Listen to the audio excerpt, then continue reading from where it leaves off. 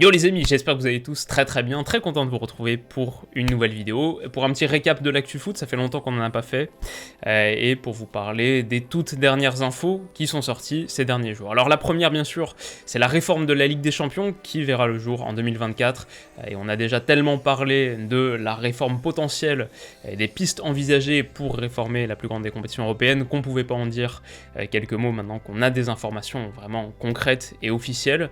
Donc ça c'est une première chose. On parlera bien sûr de Comboré à Nantes, sa conférence de presse d'introduction vient de se terminer, elle a été assez riche, de quelques moments assez drôles.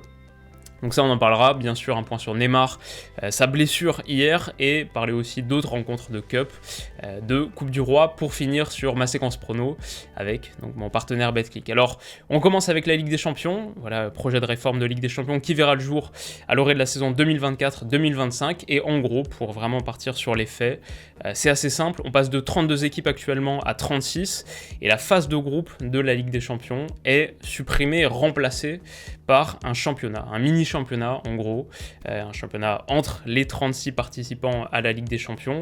Chaque équipe joue 10 adversaires, donc chaque équipe joue 10 journées, parce qu'il n'y a pas d'aller-retour, c'est vraiment 10 matchs contre 10 adversaires différents. Alors, les rencontres sont déterminées quand même en fonction des chapeaux, donc on a 9 équipes par chapeau, et les gros vont pouvoir globalement s'éviter, par exemple, dans le cadre d'une équipe qui serait chapeau 1, pardon. Elle va jouer contre 2 autres équipes du chapeau 1, 3 équipes du chapeau 2, 3 équipes du chapeau 3 et 2 équipes du chapeau 4.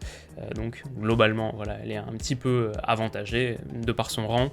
Mais on aura quand même une situation assez différente, c'est qu'à la fin de ces 10 journées de phase de groupe de Ligue des Champions, ou en tout cas cette première phase de Ligue des Champions, je ne sais pas exactement comment elle va s'appeler, mais ce mini-championnat préliminaire, entre guillemets, et bah à la fin de ça, on aura les 8 premiers qui accéderont aux 8e de finale de la Ligue des Champions, les 8 derniers qui seront éliminés de toute compétition européenne, pas de reversement en Ligue Europa par exemple, et les 20 équipes qui sont au milieu, donc de la 9e à la 28e place. Les équipes qui sont dans ce ventre mou, entre guillemets, vont se jouer sur la base d'un 16e de finale, un tour préliminaire, entre guillemets, pour accéder au 8e. Donc ça, ce sera aller-retour. J'imagine que du coup, on aura quoi, le 9e qui joue le 26e, le 10e qui joue contre le 25e, pour que ce classement ait un petit peu de sens.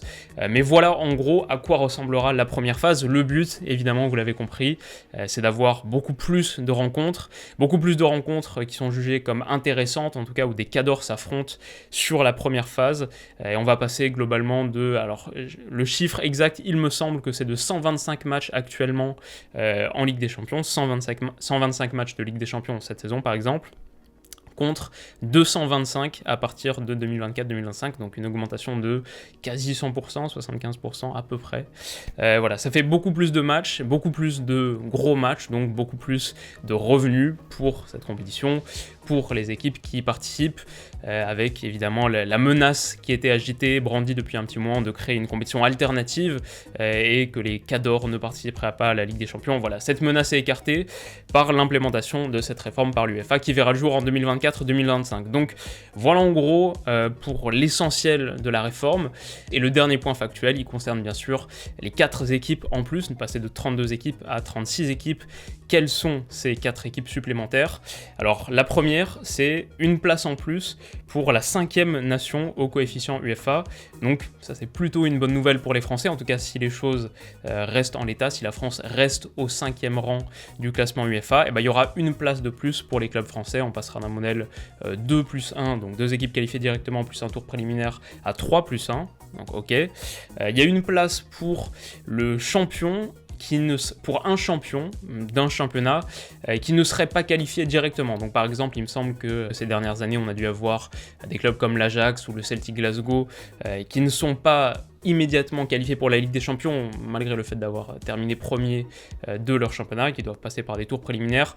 Là, le meilleur championnat à l'indice UEFA qui ne qualifie pas son champion donnera une place directe à la Ligue des Champions, donc pourquoi pas. Et 2 places supplémentaires, celles-là qui font un petit peu plus jaser, en tout cas qui m'inquiètent un petit peu plus. Les 2 places restantes, c'est pas pour des championnats moins bien cotés, ou c'est pas dans l'optique de valoriser les plus petites nations, c'est 2 places en plus pour 2 clubs qui ne se seraient pas qualifiés via leur championnat à la Ligue des Champions, mais qui ont de forts coefficients UEFA. Donc par exemple un club comme l'année dernière Tottenham ou Arsenal, qui a un coefficient UEFA plutôt fort, peut-être grâce à leur performance en Ligue Europa, peut-être grâce au prestige relatif du club, bon, pour pas mal de raisons. En gros, c'est 2 jokers pour des clubs qui ne se seraient pas qualifiés via leur championnat. Ça, c'est un petit peu douteux, en même temps ça participe d'un mouvement qu'on décrit depuis un petit moment, qui prend forme depuis un petit moment, d'augmentation des inégalités, de croissance de l'importance des statuts, du prestige des différents clubs, au détriment de leur qualité sportive et au détriment d'autres petits clubs. Donc ça, c'est un point qui me plaît pas beaucoup, il faut le dire. Après, globalement, je pense qu'avec cette réforme, pour partir un petit peu plus sur mon avis, globalement sur cette réforme, je pense qu'on a quand même évité le pire. On a parlé régulièrement sur la chaîne des autres solutions qui étaient imaginées. Ici, c'est pas trop mal, on va dire. J'étais quand même de l'avis que la phase de groupe de la Ligue des Champions a besoin d'être réformée en l'état. Elle est simplement pas assez intéressante d'un point de vue de l'enjeu. Je suis aussi assez intéressé par la perspective d'avoir un championnat qui mixe absolument toutes les équipes. Par exemple, je pense que ça risque d'un petit peu moins protéger les cadors. Voilà, finalement, sur 36 équipes qui participent, il n'y aura plus que 8 places qui qualifient directement pour les huitièmes de finale de la Ligue des Champions. En ce sens, il me semble que finalement, on réintroduit un petit peu d'incertitude. Le gros point négatif, c'est de l'incertitude réintroduite au sein même de la compétition, mais retirée à l'extérieur de la compétition, c'est-à-dire dans les championnats nationaux. Finalement, avec ce système des places qui sont attribuées en vertu des coefficients UEFA, ces places joker, ces places repêchage, et bah finalement il y a pas mal de compétitions qui vont perdre de leur intérêt. La course au top 4 en Première Ligue par exemple, si on sait que finalement la plupart du temps les 6 meilleurs clubs anglais seront qualifiés, et ça peu importe leur classement, dans une saison comme la saison dernière, finalement Arsenal aurait pu terminer 16e et serait qualifié pour la Ligue des Champions actuelle. Donc voilà, ça c'est quelque chose qui me chagrine davantage.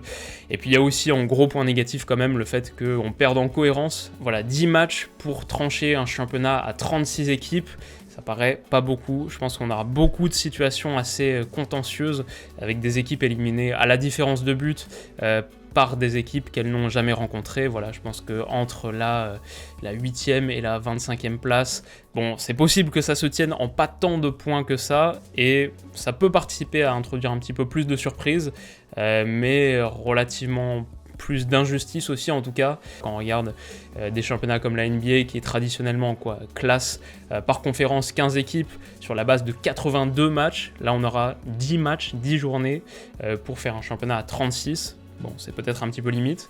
Donc ça c'est une chose. Après c'est sûr que ça va marcher d'un point de vue économique, beaucoup plus de matchs, 225 par rapport à 100 ou 125, et simplement plus de grosses affiches, forcément ça va rapporter plus d'argent.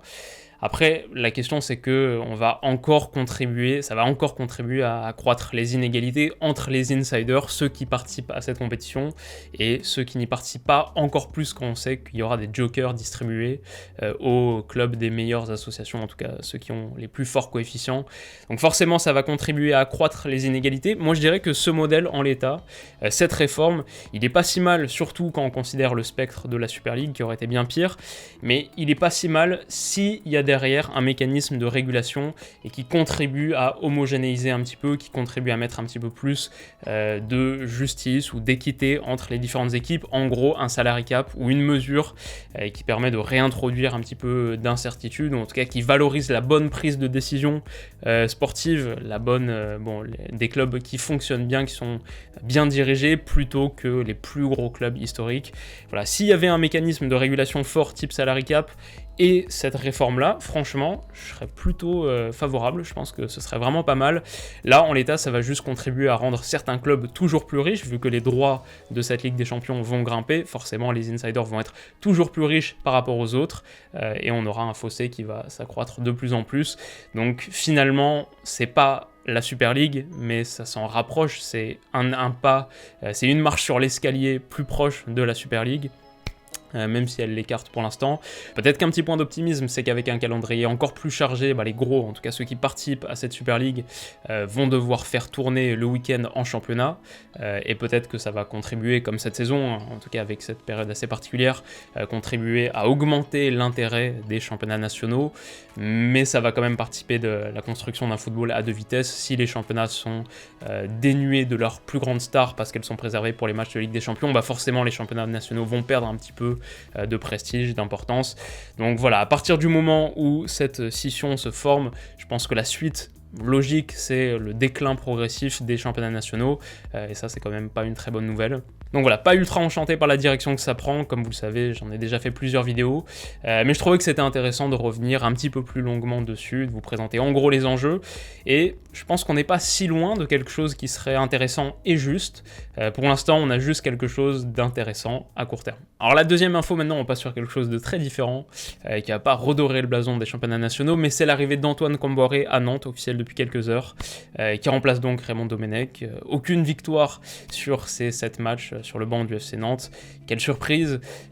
Comboiré qui arrive, qui est un des pires entraîneurs en activité, soyons francs, qui arrive avec un message assez classique de remobiliser ses troupes, de guerrier. Visiblement, lui n'est pas totalement convaincu de la légitimité de sa nomination. Nous pensons que Antoine a le profil parfait pour...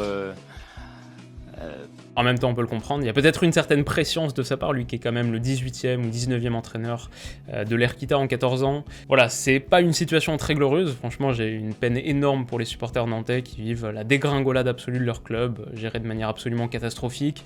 Alors Antoine Comboiré a dit que s'il ne maintenait pas le FC Nantes en Ligue 1, il partirait parce que voilà, il veut pas être là s'il ne fait pas le travail, je crois qu'il veut surtout pas être là en Ligue 2 aussi. Vraiment drôle de situation à Nantes, et voilà, on peut pas souhaiter beaucoup plus de choses que beaucoup de courage aux supporters nantais, qui méritent pas ça au vu de l'histoire de leur club, au vu d'un club qui a brillé aussi par son histoire et son amour du jeu, aujourd'hui, enchaîné consécutivement Raymond Domenech et Antoine Comboiré, quand a été le FC Nantes de Suodo, d'Aribas, de Denouex, forcément, c'est assez dramatique, on peut leur souhaiter que beaucoup de courage, et une victoire, parce que là, ça commence à presser. Donc voilà pour Nantes, un petit point sur le Paris Saint-Germain et sur Neymar. Alors le PSG vainqueur de Caen hier en Coupe de France 1-0 grâce à ce but de Moïse Kean, mais la grosse nouvelle, c'est quand même la blessure à l'adducteur de Neymar. Alors je suis pas spécialiste, je suis pas expert médical, mais blessure à l'adducteur en général, ça permettrait pas à Neymar de se rétablir pour le match contre le Barça, le match aller dans 5 jours, même le match retour, je suis assez sceptique. Il y a cette question de la Ligue des Champions, il y a aussi la question de la Ligue 1. Alors dans 10 jours, le 21 février, Paris va affronter Monaco dans une rencontre ô combien capitale, non seulement pour, on va dire, la lutte pour le titre, mais même pour les places immédiatement qualificatives en Ligue des Champions. Monaco qui revient très très fort, on va en parler dans quelques minutes. Donc voilà, évidemment une très mauvaise nouvelle, on verra comment tout ça évolue, on en parlera bien sûr. Un petit mot pour le Séville de Jules Koundé qui a brillé, auteur du but de l'ouverture du score. Ce grand pont sur Umtiti est assez douloureux également pour lui, assez symbolique, c'est un peu le passé qui se fait dribbler par le futur de l'équipe de France. En tout cas, ça c'était le but du 1-0. Pour le deuxième, on retrouve Rakitic, très bien lancé dans la profondeur. Umtiti pris à revers à nouveau. À signaler l'énorme match de Bounou dans les cages de Séville aussi. Plusieurs parades capitales.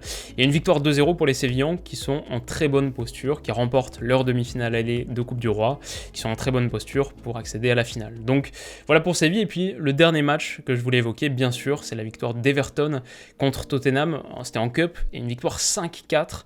Alors ça fera pas très plaisir à Mourinho d'encaisser 5 buts, dont 3 passes décisives pour Sigurdsson, un but sur penalty également. Une des images de la rencontre, c'est au moment de l'égalisation à 4 partout, Mourinho qui annule les changements. Il reste toujours un trophée à aller chercher pour Tottenham, c'est quand même le gros objectif de l'ère Mourinho. Toujours un trophée à chercher, c'est la finale de Carabao Cup contre Man City qui se jouera le 25 avril. Bon, il y a l'Europa League aussi, pourquoi pas. Mais disons que c'est un nouveau résultat décevant, à l'image d'une saison qui commence à devenir de plus en plus difficile quand même pour Tottenham. 8ème de Premier League, avec un match de retard sur quelques équipes devant eux, mais avec un match d'avance aussi par rapport à Aston Villa derrière, donc ils pourraient même passer 9ème potentiellement. Bref, le beau début de saison semble un petit peu loin, rien n'est perdu, mais voilà, plusieurs doutes qu'on pouvait formuler au départ sur la capacité de Mourinho à vraiment élever le niveau de ce collectif. Plusieurs doutes se confirment. Voilà pour Tottenham. On en reparle immédiatement dans la séquence prono, puisque le match sur lequel j'ai envie de parier avec mon partenaire BetClick, c'est Man City-Tottenham, samedi 18h30. Alors Man City sur lequel on a parié contre Liverpool, on n'a pas suivi notre intuition première et on aurait dû, puisqu'ils l'ont emporté contre Liverpool 4-1. Mais donc Man City qui a enchaîné en Cup un 15e succès de rang, record d'Angleterre, 15e succès de rang. Et je pense qu'après en avoir pris 5 contre Everton, Mourinho va vouloir avant tout serrer les boulons face aux leaders de Premier League, face aux vraisemblables futurs champions. On s'avance peut-être un peu en le disant, mais c'est ce que je pense vraiment au fond de moi. Donc on peut imaginer Tottenham qui veut resserrer un peu derrière, Man City qui est toujours aussi solide défensivement. Du coup, il y a la victoire de Man City à 1,32 qui me semble être le pari le plus raisonnable, mais comme on veut un petit peu plus, je vais parier sur la victoire de Man City sans encaisser de but à 1,95 à domicile pour un très très grand Man City face à un Tottenham en plein doute et qui veut surtout se rassurer, pourquoi pas. Le deuxième pari ensuite, c'est sur Monaco-Lorient, et alors là, c'est peut-être presque l'inverse. On a Monaco qui est d'une part sur une série de 8 victoires consécutives, toutes compétitions confondues, face à Lorient qui est relégable. Monaco qui a joué Lorient au Moustoir il y a quelques jours à peine et qui l'a emporté 5-2, 2-5 score final. Voilà, cette configuration où Monaco en plus a une attaque vraiment en feu, portée par un Voland extraordinaire que j'adore voir, qui combine très très bien, et puis plusieurs joueurs qui renaissent. Golovin auteur d'un triplé la semaine dernière. Voilà, ce Monaco qui a marqué 3 buts ou plus sur 5 de ses 7 derniers matchs de Ligue 1, qui a battu donc Lorient au Moustoir 5-2. Bon, je les imagine beaucoup marqués, et on a donc la victoire de Monaco et plus de 2,5 buts dans la rencontre, donc ça peut même être un 2-1, je sais que Monaco est assez poreux derrière aussi. Monaco vainqueur et plus de 2,5 buts dans le match, c'est à 1,69, donc grosso modo c'est pas mal. Si on combine la victoire de Man City sans prendre de but à 1,95 et ce pari à 1,69, ça nous donne un combiné à 3,30, pas trop mal. Alors si vous voulez tester ces intuitions sur BetClick et le faire en utilisant mon code promo Willou, ça vous permettra à la fois de bénéficier de leur offre de bienvenue jusqu'à 100 € offert, et ça vous permettra aussi d'obtenir une grande partie de ma reconnaissance, parce que chaque utilisation de ce code m'aide beaucoup et c'est d'assez loin la meilleure manière d'aider la chaîne. Donc voilà, en gros, je vous mets les liens qu'il faut pour ça en description, code promo Willou. Et puis de notre côté, on se retrouve très vite pour la prochaine. Merci d'avoir regardé cette vidéo. J'attends dans vos commentaires vos avis sur cette réforme de la Ligue des Champions. Je pense qu'il y a pas mal de zones d'analyse qu'on n'a pas vraiment explorées ici. Je pense qu'on pourrait en parler encore davantage, et avec le temps de la réflexion, on verra d'autres choses. Voilà, je pense que globalement, c'est pas une si mauvaise idée, mais que ça règle pas le problème structurel du foot européen. Peut-être qu'on peut dire les choses comme ça. Donc voilà, dites-moi ce que vous en pensez dans les commentaires. Si la vidéo vous a plu, vous pouvez mettre un petit pouce bleu si vous voulez pas rater la prochaine, sans doute mon prono pour Paris-Barça, donc ça aussi à suivre. Vous pouvez vous abonner à la chaîne, ça me fait très plaisir. Et enfin, si ce maillot vous a plu, si vous cherchez des maillots de ce type, soit originaux, soit rétro, je vous mettrai le lien du site que j'utilise également en description. Donc merci pour tout, passez une excellente journée et on se dit à très vite. Prenez soin de vous, bisous.